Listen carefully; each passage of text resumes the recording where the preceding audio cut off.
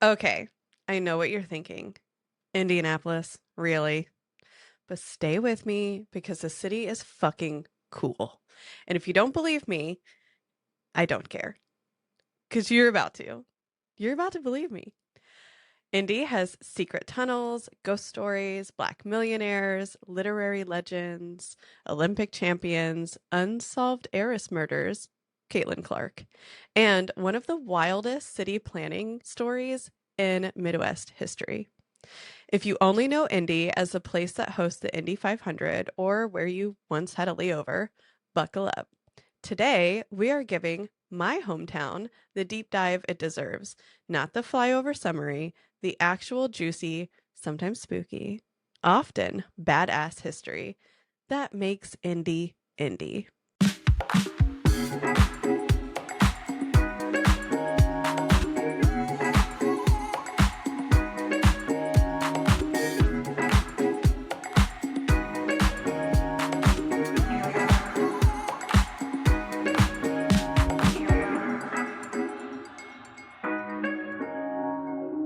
Let's start at the very beginning. A great place to start, unless you're Corydon in 1820.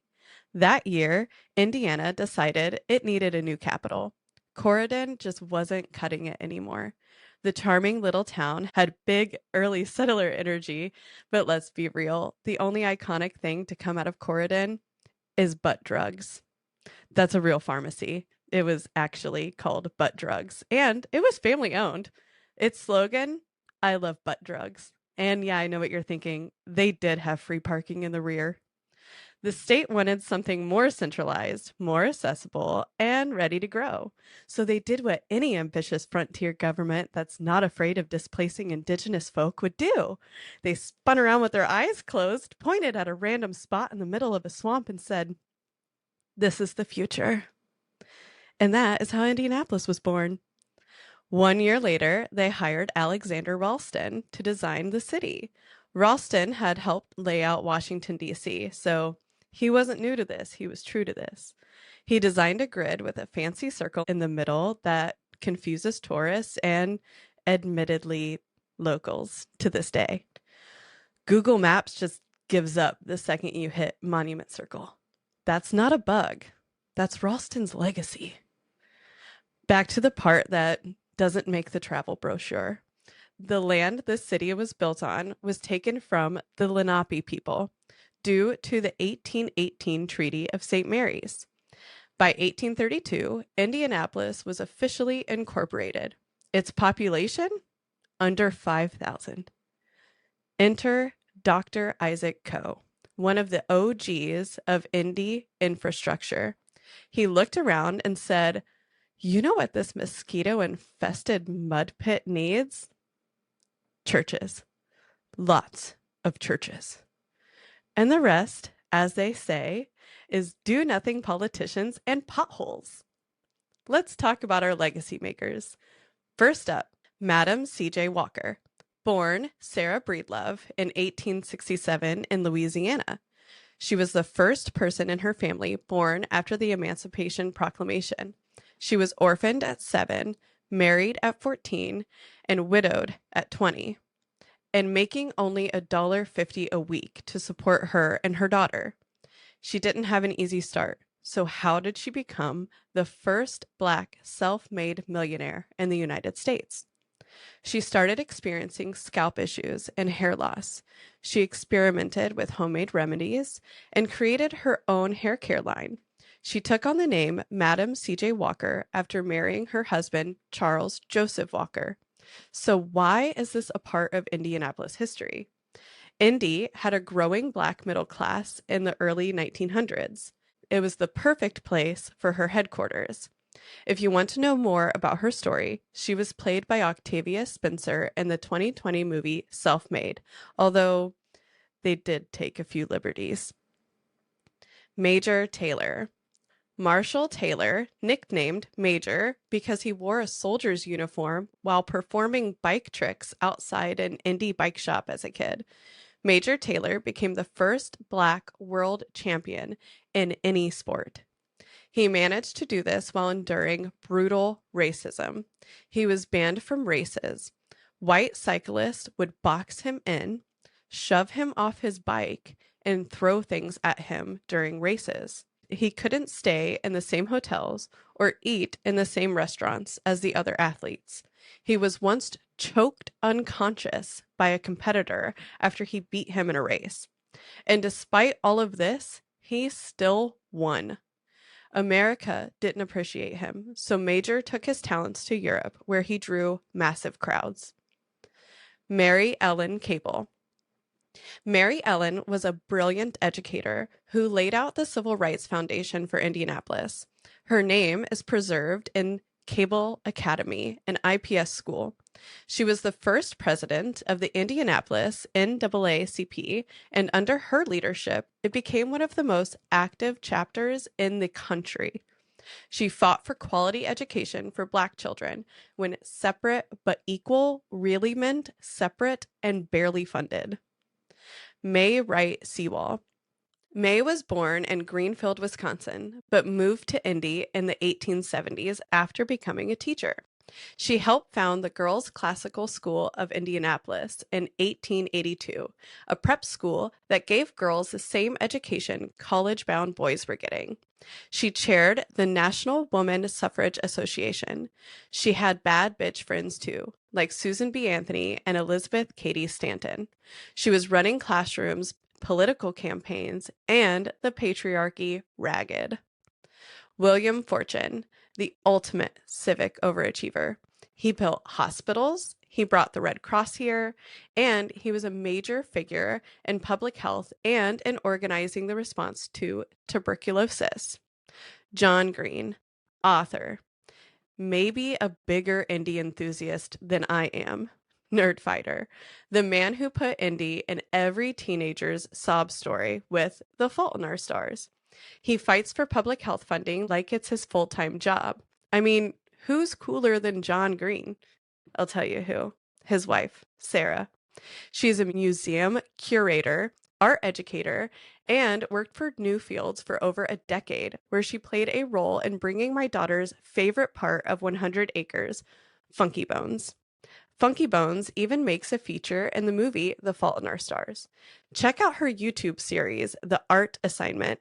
She's the art teacher you wish you had. Now, let's get to the fun part.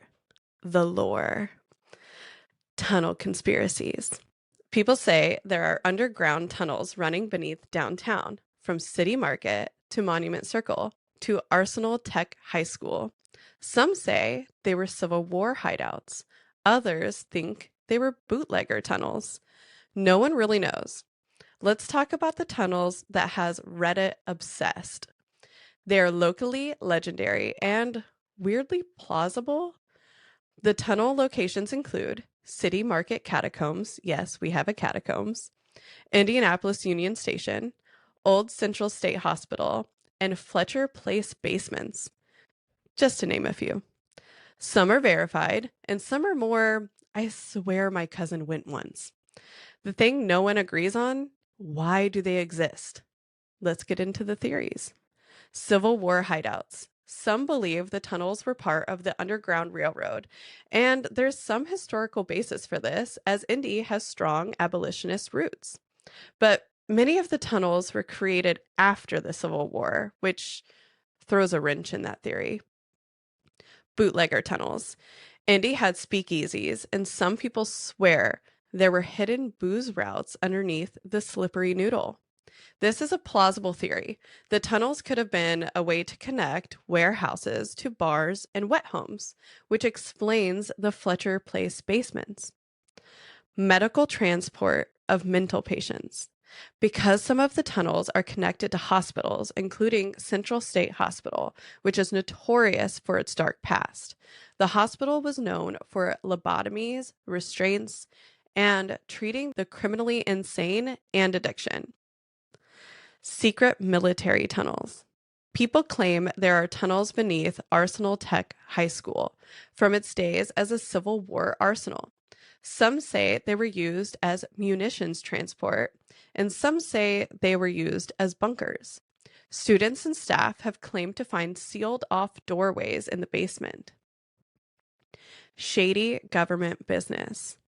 This one is the most sinister. Some believe the tunnels are used for secret political dealings or even rituals by old money families. And what we know about the government, I can see that one. Every city has its ghost, and Indianapolis is no different. From the Athenaeum to the former Central State Hospital to Camp Morton, where Civil War prisoners reportedly still roam.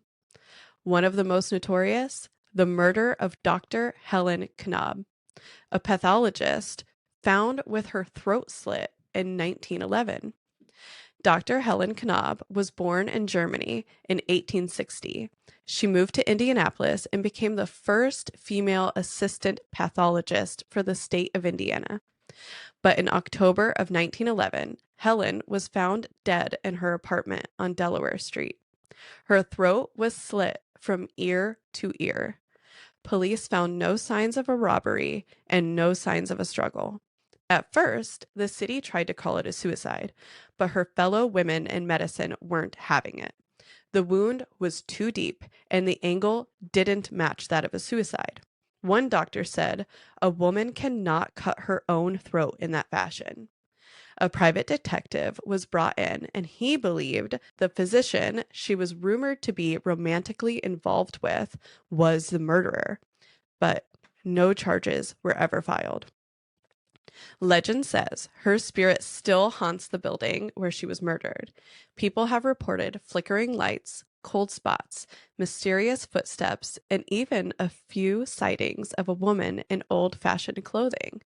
Unfortunately, Dr. Knob's murder still remains unsolved. Next up is the murder of grocery store heiress Marjorie Jackson.